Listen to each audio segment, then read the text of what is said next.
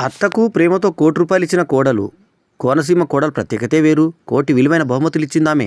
అత్త కోడలంటే ఎప్పుడు కట్నం తేలేదనో, తనను సరిగ్గా చూడడం లేదనో తగులాడుకోవడం చూసే ఉంటాం, వినే ఉంటాం. కానీ కోనసీమలో ఓ కోడలు తన అత్త 50వ పుట్టినరోజు సందర్భంగా అక్షరాల ₹1,00,00,000 విలువ చేసే బహుమతులు అందజేసి ప్రేమాభిమానాలను చాటుకుంది.